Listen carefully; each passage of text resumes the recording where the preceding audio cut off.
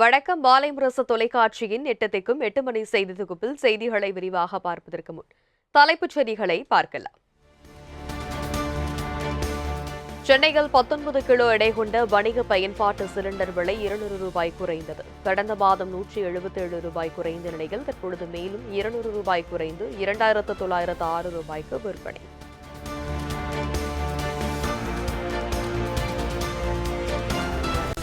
பதினான்கு கிலோ எடை கொண்ட வீட்டு பயன்பாட்டுக்கான சிலிண்டரின் விலை மாற்றமில்லாமல் 957 ரூபாய் 50 காசுகளுக்கு விற்பனை. வணிக சிலிண்டருக்கான விலை 200 ரூபாய் குறைந்த நிலையில் வீட்டு சிலிண்டர் விலை குறைக்கப்படாததால் இல்லத்தரசிகள் கவலை.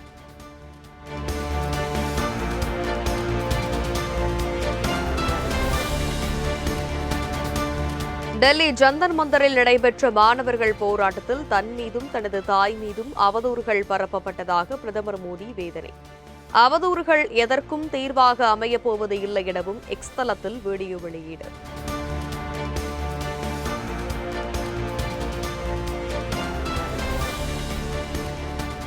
நமது மகள்கள் இதுபோன்ற தகாத வார்த்தைகளை பயன்படுத்துவது கலாச்சார அதிர்ச்சி என பிரதமர் மோடி ஆதங்கம்.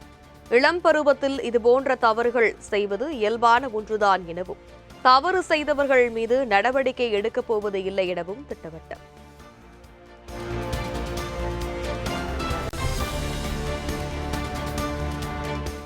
காமன்வெல்த் ஜூடோ 60 கிலோ எடை பிரிவில் இந்திய வீரர் ஹர்ஷ் சிங் தங்கம் வென்று அசத்தல். மகளிர் 48 கிலோ எடை பிரிவில் தங்கம் வென்றார் இந்திய வீராங்கனை அஷ்மிதா டே.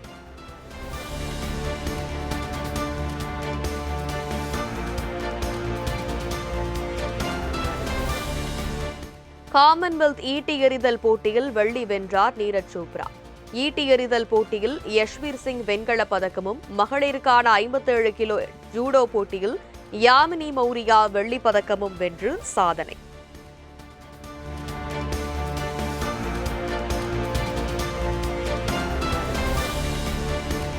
காமன்வெல்த் ஜூடோவில் தங்கம் வென்ற அசத்திய ஹர்ஷ் சிங், அஷ்மிதா டே ஆகியோருக்கு பிரதமர் மோடி வாழ்த்து. தங்கம் வென்ற இருவரையும் நினைத்து தான் பெருமைப்படுவதாகவும் ஜூடோவை இன்னும் பிரபலப்படுத்த இது பங்களிக்கும் எனவும் பதிவு.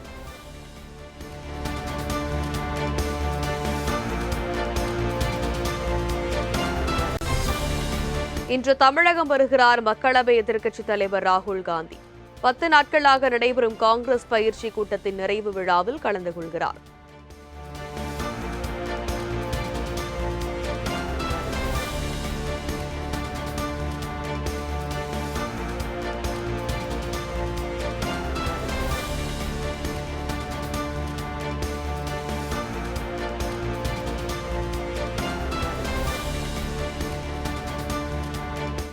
தமிழகத்தில் நீட் தேர்வால் உயிரிழந்த மாணவர்களின் பெற்றோரை சந்திக்கிறார் மக்களவை எதிர்க்கட்சித் தலைவர் ராகுல் காந்தி.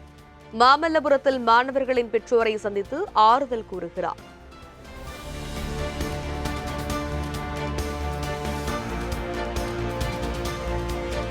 தமிழ்நாட்டில் 2027 மக்கள் தொகை கணக்கெடுப்பின் முதல் கட்டமான வீட்டு பட்டியல் மற்றும் வீட்டு வசதி கணக்கெடுப்பு களப்பணிகள் இன்று முதல் தொடக்கம். வரும் 30ஆம் தேதி வரை வீடு வீடாக நடைபெறும் பணியில் 19,000 அதிகாரிகளின் மேற்பார்வையில் 1,15,000 கணக்கெடுப்பாளர்கள் ஈடுபட உள்ளதாக தகவல்.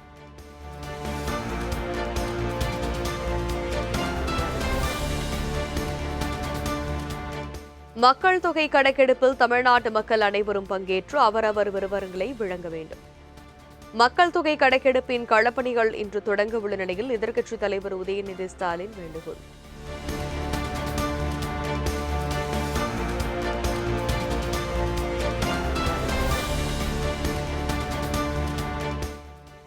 சென்னை எழும்பூர் ராஜரத்ன மைதானத்தில் சிங்கப்பெண் படை உள்ளிட்ட காவல்துறையினர் மிடுக்கான அணிவகுப்பு.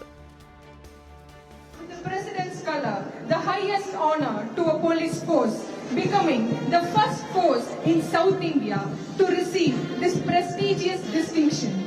Today, on 31st July 2026, this historic venue once again serves as the stage for another proud chapter in the illustrious journey of the Tamil Nadu Police.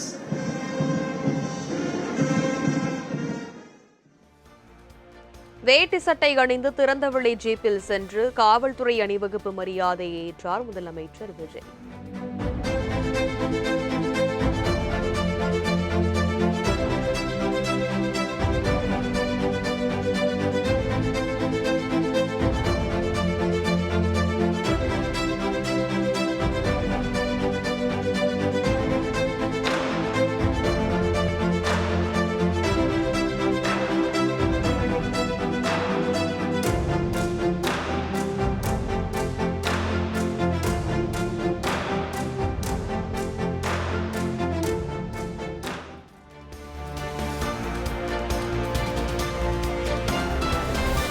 காவல்துறையினருக்கு பதக்கம் வழங்கும் விழாவில் முதலமைச்சர் விஜய்க்கு பூங்கொத்து கொண்டு வந்த மோப்ப நாய் ராக்கி. கண்கவர் மோப்ப நாய்களின் சாகசத்தை கண்டு ரசித்த முதலமைச்சர்.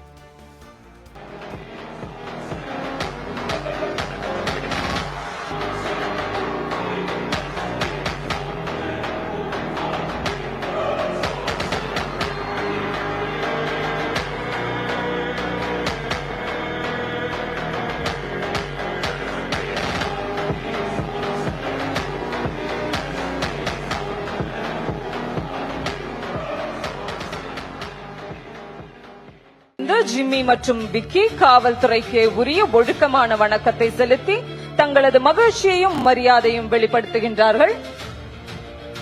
இங்கே குறிப்பிடத்தக்க ஒரு சிறப்பம்சம், ரஸ்டி என்பது தமிழ்நாட்டின் பாரம்பரிய கோம்பை இனத்தை சேர்ந்த மோப்பனாய் பாட்டை வெளிப்படுத்துகின்றன. ஒன்றன் பின் ஒன்றாக தடைகளை தாண்டி எந்த தயக்கமும் இன்றி எரியும் நெருப்பு வளையத்தை கூட லாவகமாக கடந்த அசத்தலான சாகசத்தை நிகழ்த்துகிறார்கள்.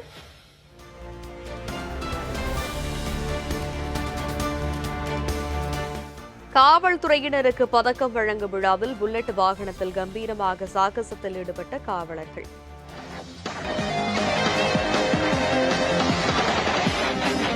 இருசக்கர வாகனத்தில் கருவி பெட்டியில் நின்றபடி வருகின்றார் ஆய்வாளர் டி. அன்பரசி அவர்கள்.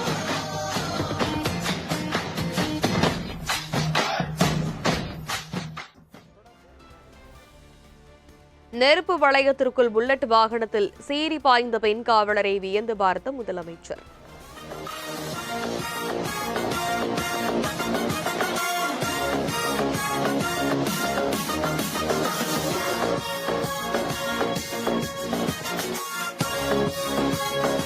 ஆய்வாளர் அன்பரசி அவர்கள் நெருப்பு வளையத்திற்குள் சீறி பாய்கின்றார் இருசக்கர வாகனத்தில்.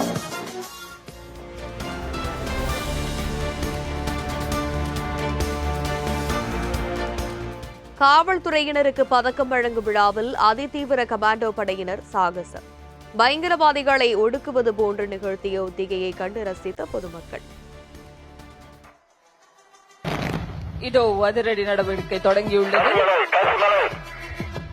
ஃபார்வர்ட் ஸ்லாண்ட் முறையில் கமாண்டோக்கள் மின்னல் வேகத்தில் அறைக்குள் நுழைந்து தீவிரவாதிகளை கட்டுப்பாட்டுக்குள் கொண்டு வந்து பிணைய கைதிகளை எந்தவித பாதிப்பும் இல்லாமல் பாதுகாப்பாக வெளியே அழைத்து வர இருக்கிறார்கள்.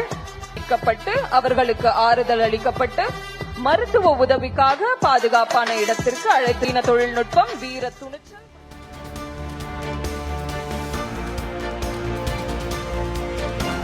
சென்னை எழும்பூரில் காவல்துறையினருக்கு ரோந்து பணிக்கான வாகனங்களை வழங்கிய முதலமைச்சர் விஜய். 42 மஹிந்திரா தார் கார், 96 ஹோண்டா யூனிகார்ன் பைக் சேவையை கொடியசைத்து தொடங்கி வைத்தார் முதலமைச்சர். புதிதாக வழங்கப்பட்டுள்ள 42 மஹேந்திரா தார் ராக்ஸ் நவீன 4 சக்கர வாகனங்களும் 96 ஹோண்டா யூனிகார்ன் 2 சக்கர வாகனங்களும் அணிவகுப்பு முறையில் மாண்புமிகு தமிழ்நாடு முதலமைச்சர் அவர்களின் பார்வைக்காக கம்பீரமாக அணிவகுத்து வருகின்றனர். ஒவ்வொரு வாகனமும் பாதுகாப்பின் உறுதியை பிரதிபலிக்கிறது. ஒவ்வொரு சக்கரமும் மக்கள் நலனுக்காக சுழலப் போகிறது. ஒவ்வொரு பயணமும் தமிழகத்தின் பாதுகாப்பை மேலும் வலுப்படுத்த போகிறது. இந்த வாகனங்கள் கடலோர பகுதிகளில் விரைவான ரோந்து, தொடர்ச்சியான கண்காணிப்பு, சட்டம் மற்றும் ஒழுங்கை பேணுதல், மீட்பு பணிகள் மற்றும் அவசர கால நடவடிக்கைகளில் காவல்துறையினரின் செயல்திறனை பல மடங்கு உயர்த்த உள்ளன. The 42 newly inducted Mahindra Thar Rocks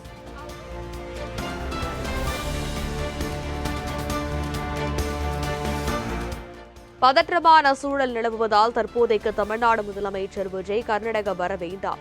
August 3ஆம் தேதி சந்திப்பதாக இருந்த நிலையில் கர்நாடக முதலமைச்சர் டி. கே. சிவகுமார் வேண்டுகோள்.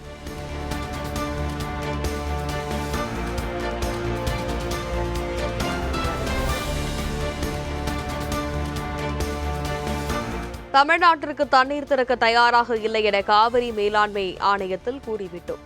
காவிரி மேலாண்மை ஆணையத்தின் உத்தரவுக்கு எதிராக மேல்முறையீடு செய்ய உள்ளதாகவும் கர்நாடக முதலமைச்சர் டி. கே. சிவகுமார் அறிவிப்பு.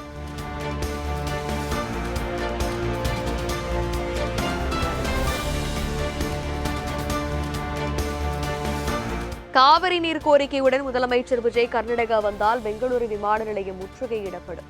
கன்னட கூட்டமைப்பின் தலைவர் வாட்டாள் நாகராஜ் எச்சரிக்கை.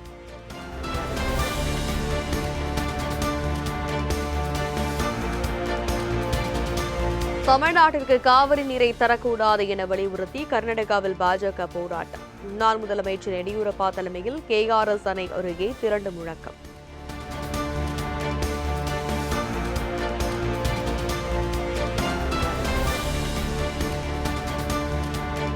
காவிரி விவகாரம் தொடர்பாக கர்நாடகாவில் ஆகஸ்ட் 13ஆம் தேதி முழு அடைப்பு. ஓட்டல்கள், ஆட்டோ சங்கங்கள் உள்ளிட்ட 80க்கும் மேற்பட்ட அமைப்புகள் ஆதரவு.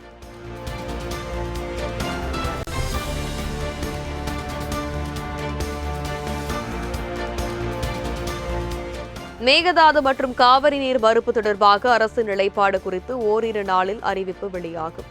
முதலமைச்சரின் கர்நாடக பயணம் குறித்தும் சட்டம் மற்றும் மின்சாரத்துறை அமைச்சர் நிர்மல்குமார் விளக்கம். மேகதாது விஷயத்தில் நம்ம ரொம்ப தெளிவாக இருக்கோம். இந்த விவகாரத்தில் கண்டிப்பாக முதல்வர் அனைத்து தரப்பு மக்களையும் ஆலோசிச்சுட்டு வராங்க. சுமூகமாக என்ன பண்ணலாம் சொல்லி அனைத்து தரப்பு விஷயத்தையும் முதல்வர் ஆலோசிச்சுட்டு வர்றார். முதல்வர் தரப்புலேருந்து இன்னும் ஒரு வாரத்துக்குள்ள தேவையான முடிவுகள் அனௌன்ஸ் பண்ணப்படும்.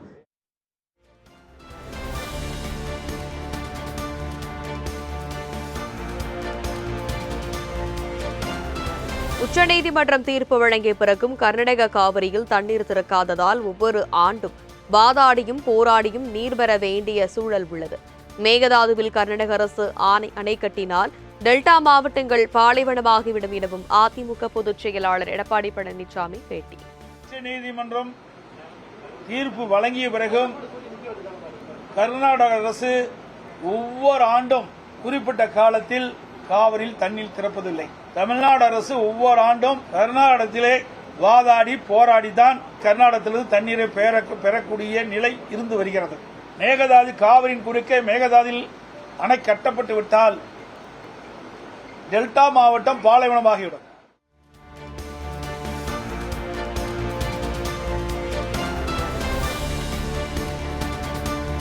மேகதாது அணை தொடர்பான தாவேக அரசின் தனி தீர்மானத்தை எதிர்த்து அதிமுக வழக்கு தொடர்ந்துள்ளது. கர்நாடகா செல்வதை முதலமைச்சர் விஜய் தவிர்க்க வேண்டும் என அதிமுக பொதுச் செயலாளர் EPS வலியுறுத்தல்.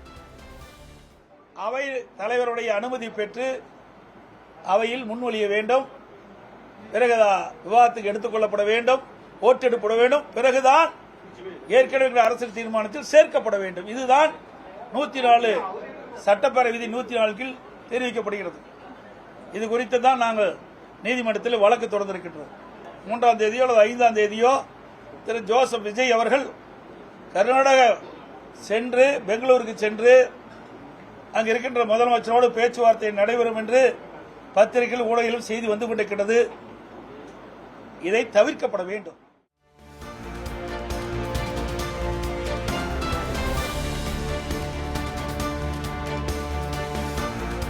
முதலமைச்சர் விஜய் கர்நாடகாவுக்கு சென்றால் தண்ணீரை திறந்து விடுவார்கள், மேகதாது அணையை கட்ட வேண்டாம் என்றால் கட்டமாட்டார்கள் என நினைத்துக் கொண்டிருக்கிறார்கள். கர்நாடக முதலமைச்சர் DK சிவகுமார் தொகுதியில் மேகதாது அணை வருகிறது, அவர் விடமாட்டார் என பாமக தலைவர் அன்புமணி பேட்டி. முதலமைச்சர் விஜய் போய் கர்நாடகாவில் போய் தண்ணி கேட்டானா கொடுத்துடுவாங்க, மேகதாது அணை கட்ட வேணாம்னு சொன்னா அப்படி நிறுத்திடுவாங்க அப்படின்னு ஏதோ ஒரு எண்ணத்தில் இருக்கிறார். நிச்சயமாக எவ்வளவு பேரை பார்த்துட்டாங்க அவங்க. அதுவும் இதில் யாரு? DK சிவகுமார், அவருடைய தொகுதியில் வருது மேகதாது அணை. அவர் மீண்டும் முதலமைச்சராக வரணும்னு திட்டமிட்டு இருக்கிறார். 2028 அங்கே தேர்தல் வருது, அது வரைக்கும் விட போறது கிடையாது. இன்னும் பிடிவாதமா இருப்பார், இன்னும் பதட்டமான சூழல் கொண்டு வருவார். இது வச்சுக்கிட்டு தான் அவர் அடுத்தது எலெக்ஷன்ல வெற்றி பெறதுக்கு திட்டமிட்டு இருக்கிறார். இந்த சூழ்ச்சியில போய் விஜய் அவர்கள் விழக்கூடாது.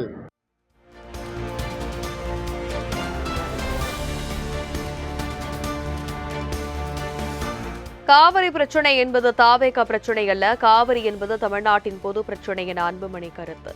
மேகதாது அணை விவகாரத்தில் அனைத்து கட்சி கூட்டத்தை கூட்டுவதில் அரசுக்கு என்ன தயக்கம், அரசுக்கு என்ன ஈகோ எனவும் கேள்வி. தமிழ்நாட்டில் 38 மாவட்டத்தில் வாழ்கின்ற மக்களில் கிட்டத்தட்ட 28 மாவட்ட மக்கள் சார்ந்த பிரச்சனை.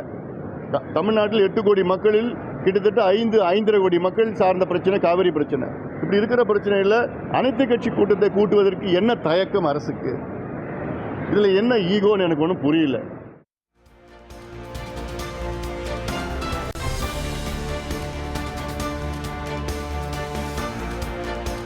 மேகதாது அணை விவகாரத்தில் காலம் தாழ்த்தாமல் அனைத்து கட்சி கூட்டத்தை தமிழக அரசு கூட்ட வேண்டும். விசிக தலைவர் திருமாவளவன் வலியுறுத்தல். தமிழ்நாட்டு மக்கள் முன்வைத்த கோரிக்கையை காவேரி ஒழுங்காற்று குழு வெளியிட்ட ஆணையை கர்நாடக மாநில அரசு ஏற்கவில்லை, அவமதிக்கிறது. இது மிகவும் முக்கியமான ஒரு பிரச்சனை என்பதால் காலம் தாழ்த்தாமல் முதலமைச்சர் அனைத்து கட்சி கூட்டத்தை கூட்ட வேண்டும்.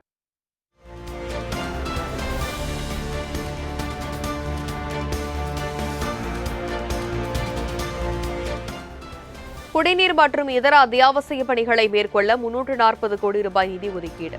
தென்மேற்கு பருவமழை பொழிவு, மாவட்டங்களில் குடிநீர் விநியோகம் மற்றும் வேளாண் பயிர் சாகுபடி நிலை குறித்து ஆய்வு செய்ய முதலமைச்சர் விஜய் ஆணை.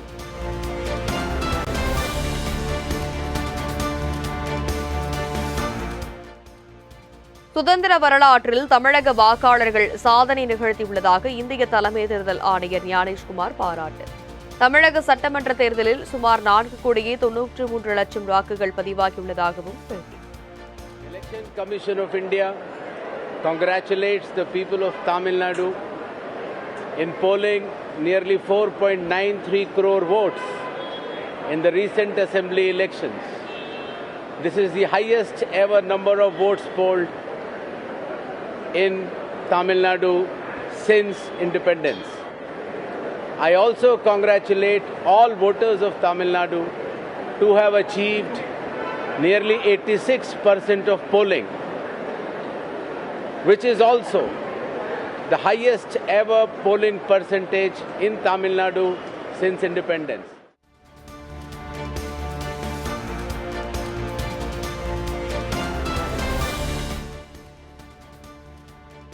அண்டை மாநிலங்களுக்கு கனிமங்கள் ஏற்றுமதிக்கான தடையை தொடருவது குறித்து முதலமைச்சர் முடிவெடுப்பார். ராவல் மண் எடுக்கும் முறையில் கொள்கை முடிவு எடுத்து விரைவில் அறிவிக்கப்படும் என அமைச்சர் பிரபு பேட்டி.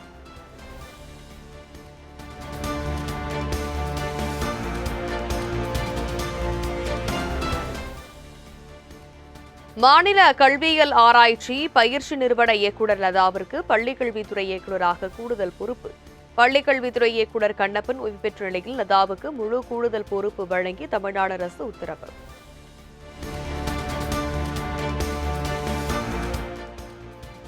திருச்சி கிழக்கு, கரூர், விராலிமலை, பெருந்துறை, அம்பாசமுத்திரம் தொகுதிகளுக்கு இடைத்தேர்தல் அறிவிக்க விதிக்கப்பட்ட தடை நீட்டிப்பு.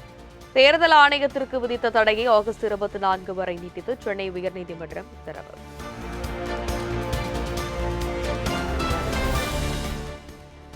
பழனி நில மோசடி தொடர்பாக பத்திரப்பதிவு துறை சிறப்பு தணிக்கை குழு அமைத்து உத்தரவு. சார் பதிவாளர் ஜஸ்டின் மணிகண்டன் பணியேற்ற நாள் முதல் தற்காலிக பணி நீக்கம் வரையிலான பதிவு செய்யப்பட்ட அனைத்து ஆவணங்கள் குறித்து ஆய்வு செய்ய நடவடிக்கை.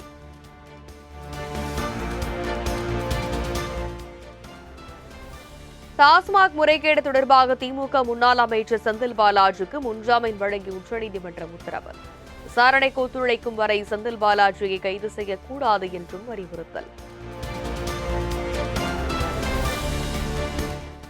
காவல் நிலையத்தில் ஆஜராவதிலிருந்து 6 நாட்கள் விலக்கு அளிக்க கோரி செந்தில் பாலாஜி மனு. ஆகஸ்ட் 5ஆம் தேதி கண்டிப்பாக காவல் நிலையத்தில் ஆஜராவதாக நீதிமன்றத்தில் உத்தரவாதம்.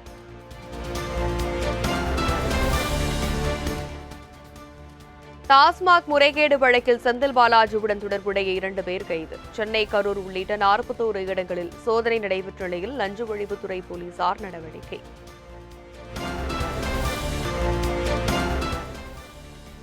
புதுக்கோட்டை, திருப்பத்தூர், தென்காசி ஆகிய மாவட்டங்களில் வெளுத்து வாங்கிய கனமழை. சுட்டரித்த கோடை வெயிலுக்கு மத்தியில் திடீரென பெய்த மழையால் வெப்பம் தணிந்து குளிர்ச்சியான சூழல்.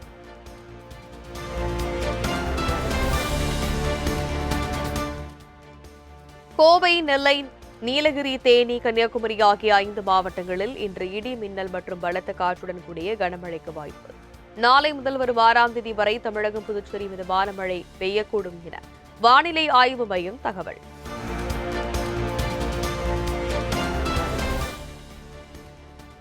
வருகிற செப்டம்பர் மாதம் இந்தியா வருகிறார் சீன அதிபர் ஜி ஜின்பிங். டெல்லியில் செப்டம்பர் 12, 13ஆம் தேதிகளில் நடைபெறும் பிரிக்ஸ் மாநாட்டில் பங்கேற்க உள்ளதாக அறிவிப்பு.